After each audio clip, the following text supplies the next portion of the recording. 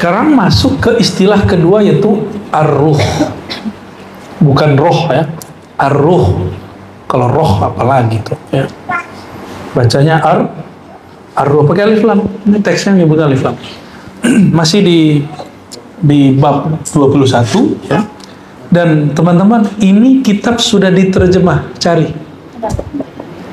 Mukhtasar Ihya Ulumuddin. Cari terjemahan yang enak dibaca, jangan asal murah. Ya, buka dulu, lihat dulu, enak gak dibaca, enak beli.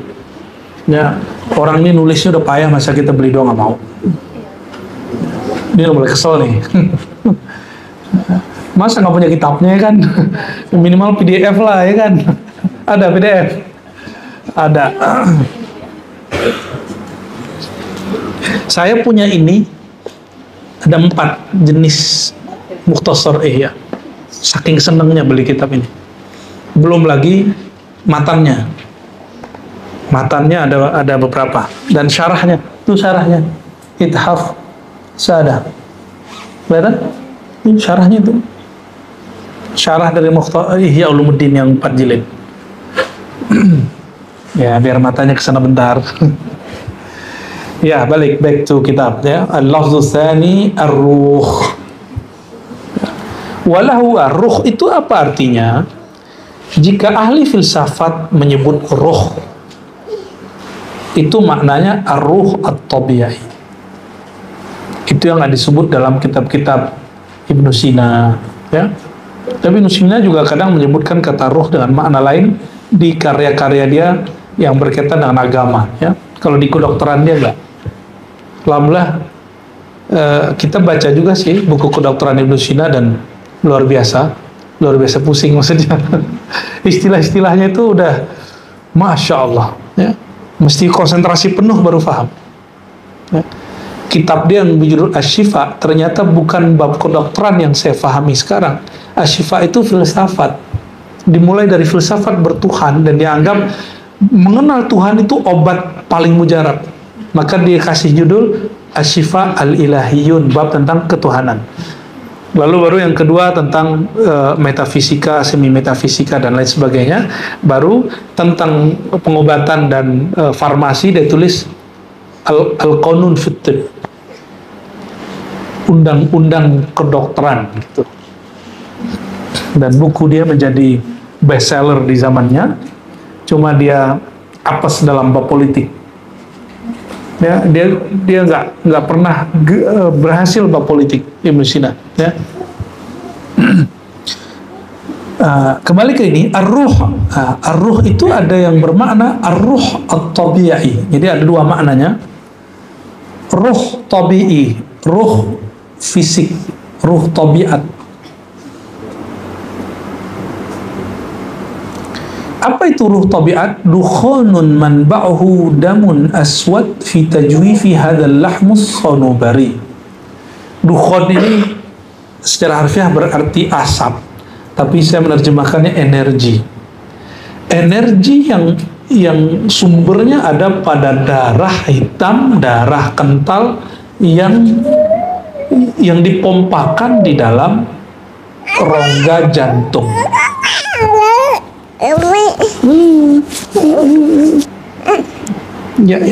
Ya.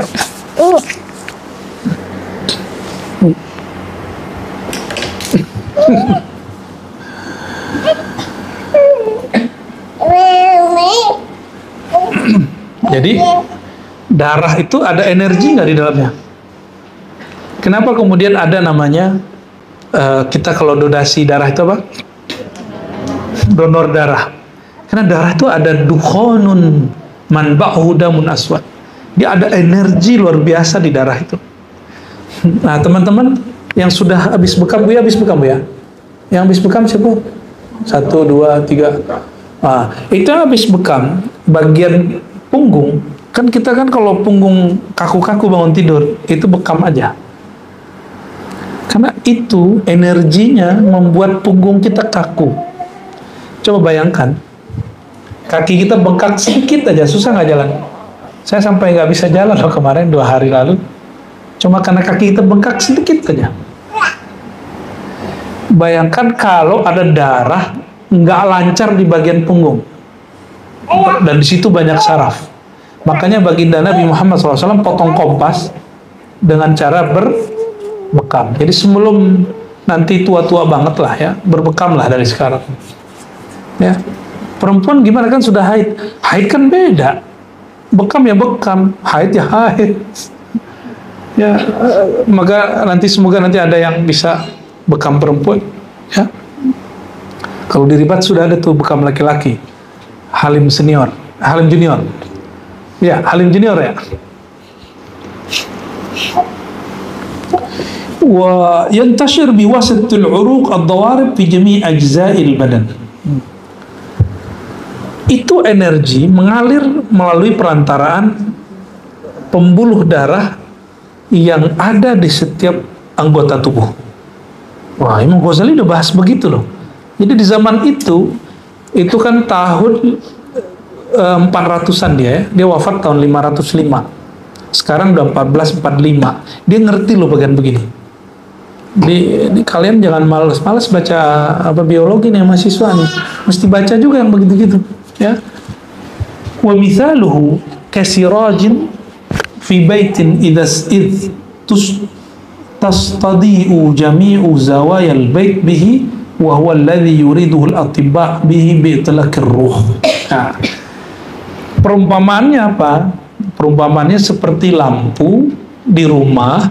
Coba lampu ini dia dicantolin doang atau ada kabelnya?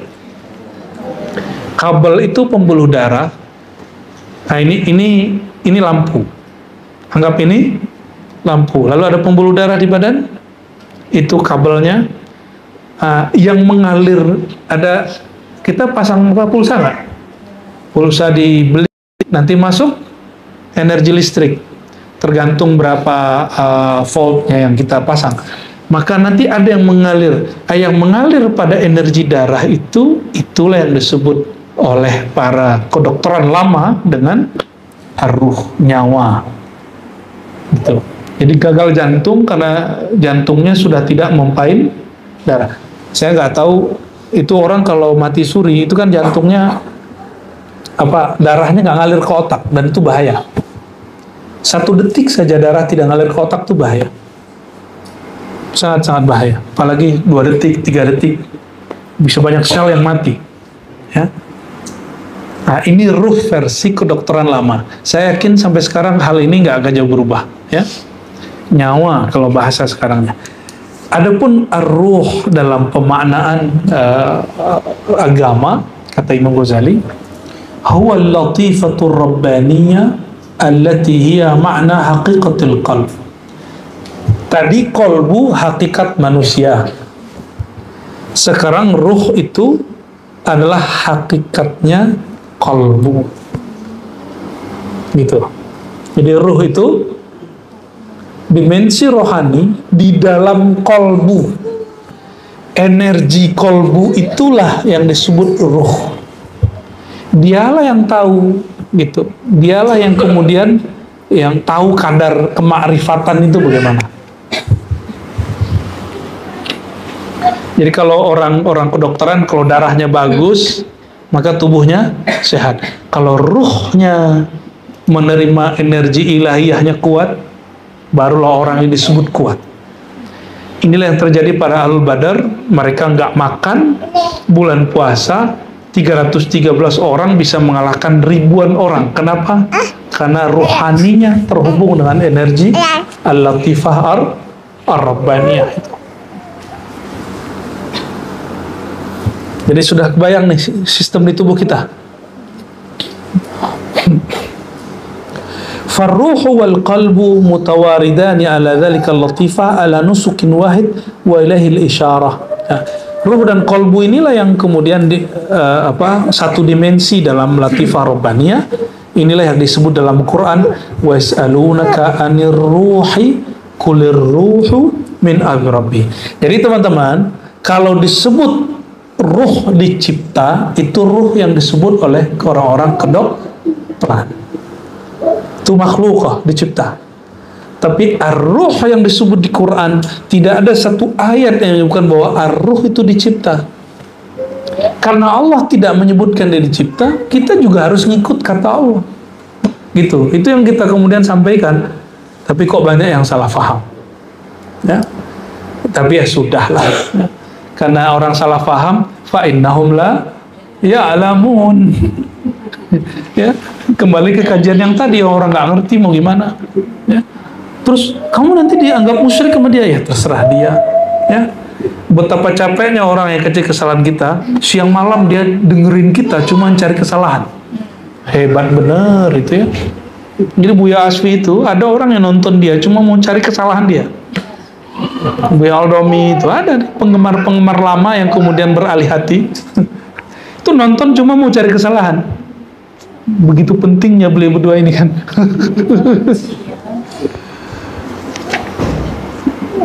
Ada gitu ya. Orang capek-capek, dan betul mencari kesalahan orang itu sangat capek, melelahkan sekali ya. Yang ketiga, an-nafs. An-nafs, apa itu an-nafs? Nafsun, kita sering menyebut kata nafsu. Nafsu itu tidaklah nafsu dalam bahasa Indonesia. Nafsu dalam bahasa Indonesia identik dengan keinginan rendahan. Tapi nafs dalam bahasa Al-Quran ada beberapa makna. Nafs kadang diartikan zatullah, ya, seperti dialog Sayyidina Isa dengan Allah, ya. A'lamu ma fi nafsi wa la a'lamu ma fi nafsik, kan gitu. Yuhadzirkumullahu nafsah. Allah mewaspadai zatnya, dirinya. Itu nafs berarti zat, ya. Tapi nafs juga berarti di Quran itu jiwa. Nah, nafs juga berarti makna yang lain, yaitu nafsu. Nah, kata nafsu yang negatif inilah yang masuk ke bahasa Indonesia, dan bagi Imam Ghazali itu makna pertama. Kata beliau, an-nafs walaha ma'nayan, minimal ada dua makna. Yang pertama, al-ma'na al-jami' li quwwatil ghadab wasyahwah wa sifatil madmumah. Kata nafsu sering identik dengan kemarahan, syahwat rendahan, dan juga sifat-sifat yang tercela. Orang ini bernafsu, kita sering ngomong gitu ya. Nafsu politiknya tinggi gitu. Kita ngomong gitu kepada orang, oh berarti makna yang ini.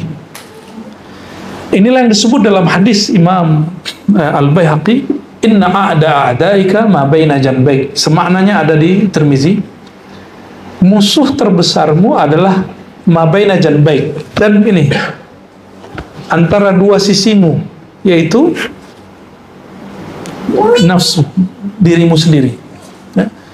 Wahiyal mujahadah wal ma'mur bikasriha. Inilah yang diperintahkan untuk berusaha keras melawannya.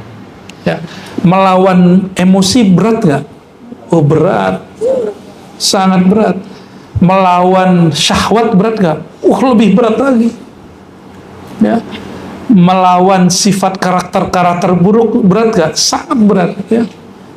Oleh karena itu perlu riyadhah diulang, perlu mujahadah, usaha yang keras. Jadi apa beda riyadhah dan mujahadah? Riyadhah itu usaha berulang-ulang, mujahadah itu keseriusan maksimal. Itu mujahadah, ya. Makna yang kedua, an-nafs adalah al-latifah ar-rabbaniyah allati hiya ihda ma'ani ma'naya ya ruh wal qalb, ya, ma'ani ar-ruh wal qalb wal nafs. Jadi kadang-kadang nafs itu identik dengan ruh dan qalb. Kadang-kadang dia, maka ada istilah namanya an-nafs ar-rabbani. Adalah istilah begitu. An-nafs al-mutmainnah, itu qalbu yang sudah tenang. An-nafs ar-radiyah, al-mardiyah, itu babnya di bab qalbu, ya. Berarti kalau begitu kita harus pintar membaca teks, ya. Ini nafs yang mana? Apakah nafs yang pertama yang identik dengan syahwat syahwat yang buruk, sifat yang buruk, atau kemurkaan, emosi, atau nafs yang kedua, ya. Wahiyya haqiqatul insan allati tumayyiz biha ala sairil hayawan. Nah, inilah yang membedakan dia dan manusia. Wa idza safat wa tahallat bi dzikrillah, apabila dia bersih dan dan dihiasi dengan zikrullah, muhya wa muhya anha atharu syahawat wa sifatul mazmumah, lalu dibersihkan dari syahwat dan sifat tercela, sumiyat an-nafs al-mutmainnah. Jadi apa definisi nafs mutmainnah menurut Imam Ghazali? Satu saja, kolbunya bening karena berzikir kepada Allah. Yang kedua, kolbunya dibersihkan dari syahwat dan sifat-sifat tidak terpuji, barulah jiwanya tenang. Seperti anak bayi, kalau anak bayi ini pakai popoknya sudah penuh, dia gelisah nggak? Tapi karena dia nggak bisa ngomong, dia nangis, dia gelisah, dia nangis. Cuma kita nggak paham. Pas kita pegang, udah penuh. Coba ganti, pasti dia berubah. Dan lagi di zaman, dia nggak nangis lagi. Sama. Bayangkan roh kita bersemayam di tubuh yang di situ syahwatnya sedang menggelora, sifat-sifat buruknya sedang menggila, maka roh kita gelisah. Jadi kapan seorang gelisah?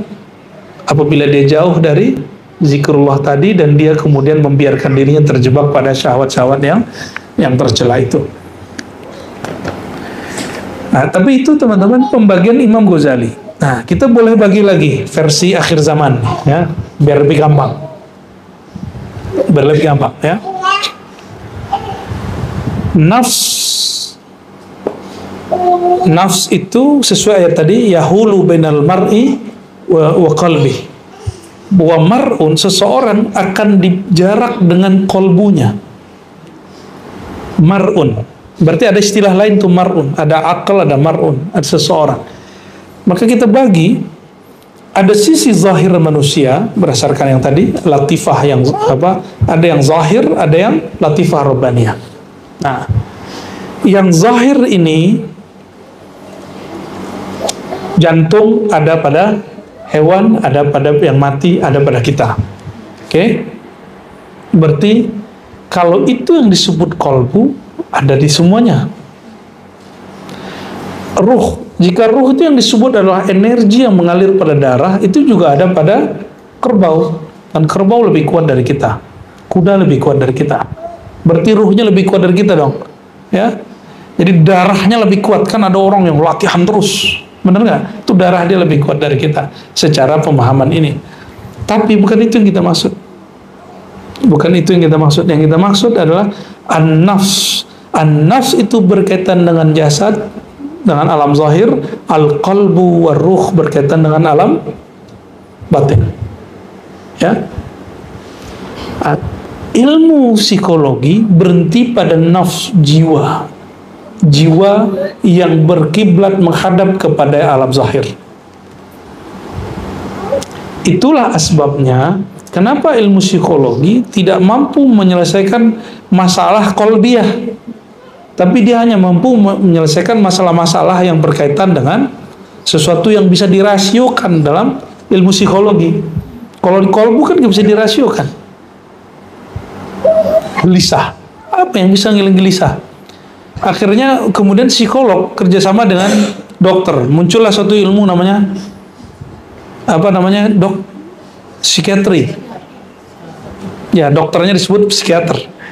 Psikiatri yang udah ada sakit kejiwaan. Oh, sakit kejiwaan. Berarti itu namanya psikolog, bukan psikosomatis. Psikosomatis. Jadi dia dokter tapi melihat penyakit orang berdasarkan indikator-indikator psikisnya. Namanya psikosomatis. Jadi kalau psikiatri itu sakit jiwa. Iya. Oke, itu harus dijelaskan ke masyarakat supaya mereka nggak takut berobat masalah jiwa dia. Dia bukan sakit jiwa toh, dia cuma psikosomatis.